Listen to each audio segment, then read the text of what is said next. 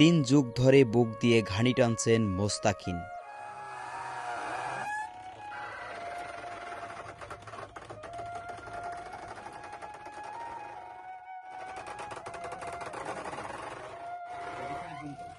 বয়স ৬৫ পার হলেও থামেনি মোস্তাকিন আলী। গরু কেনার সামর্থ্য নেই, তাই নিজের বুক দিয়েই তেলের ঘানি টানছেন তিনি বিগত ৩০ বছর ধরে। নীলফামারীর কিশোরগঞ্জের এক প্রত্যন্ত গ্রামের এই সংগ্রামী মানুষটির দিন শুরু হয় ভোরের সরিষা সংগ্রহ দিয়ে। দুপুরে ফিরে শুরু হয় ঘানি টানা। কাঠ আর পাথরের ভারে হাঁপিয়ে ওঠেন, তবু থেমে যান না লোকটি।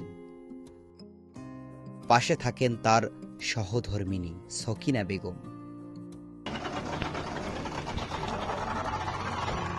জীবিকার এই লড়াই যেন আজও চলছে অবিচল বিশ্বাস আর কঠোর পরিশ্রমে।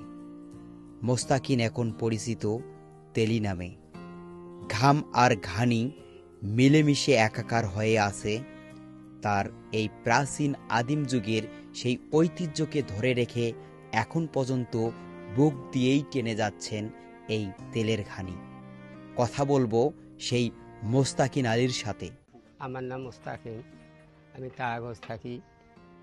শস্য আনি ৫-১০ কেজি আনি, স্বামী স্ত্রী দুইজনে বুক দিয়া গাছ মারি।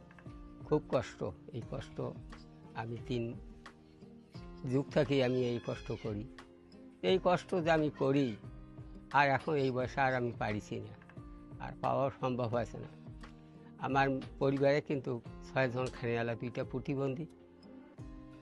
আগে গরু ছিল বেঁচে মেয়ে ঘড়ি করছি, আবারও যৌতুকের কারণে একটা মেয়ে আর নিলিনাম উপলিনাম অত তালাক করছে।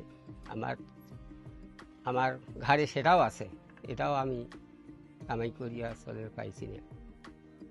তারাগজ থাকি আমি 10 কেজি শস্য নিয়ে আসি, আনি মারি। স্বামী স্ত্রী খুবই কষ্ট করি, বুকুর জঙ্গাল নাগে দিয়ে হাটে যাই।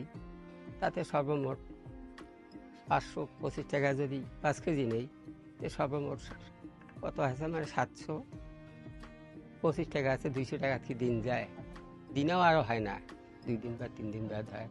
আর ওই কষ্ট করি গাছ মারি, এটাও আমার দিন যায় না, শরীর চলে না।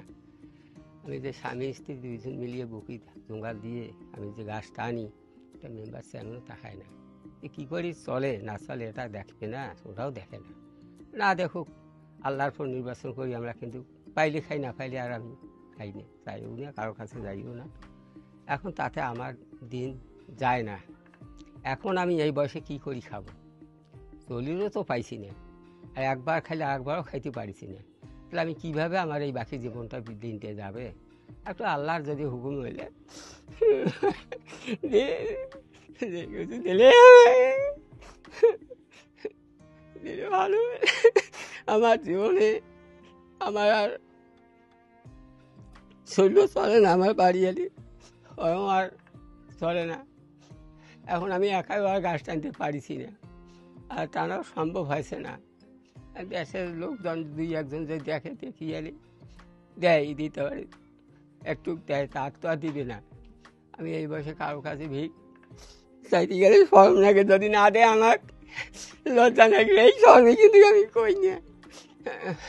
আমি ঘরে বসে থাকি, আমি স্ত্রী ভাই আজকে চালডাল নাই, নাই তো করে পাও, আর বেচা ভালো আজ আমি করে পাই, ঘুরি আসি। আর চুলা তো আগুন দিবার পারে না, আমার দুঃখর সীম নেই। তো যদি আল্লাহর হুকুম হইলে, তাহলে দয়া করলে আমার পর খুব তার ভালো হইলে। 3 যুগ ধরে আমরা গাছ মারি, এই স্বামী স্ত্রী ঘানি টানি, তা পাইনি। এখন কী করবেন, আমরা কোনো মতে তারাগোজ থাকি, 500-1000 শস্য আনি, ঘরে আনি, গাছে একটু ফেলে গাছ মারে, গাছে ফেলে আমরা ঘানি 2 জনে টানি, পাইনি।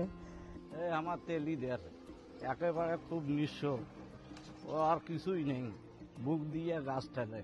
গরিব মানুষ, কাম কাজ করে খেয়ে, গাছ ঠেলি খেয়ে,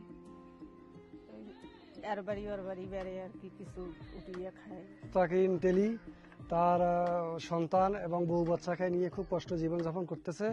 তিনি হাতে করে তেল মাড়াই করে কোনো রকমে মানে সরবরাহ করে ডাঙ্গারহাট বা বিভিন্ন বাজারে বিক্রি করে জীবন নির্বাহ করেন।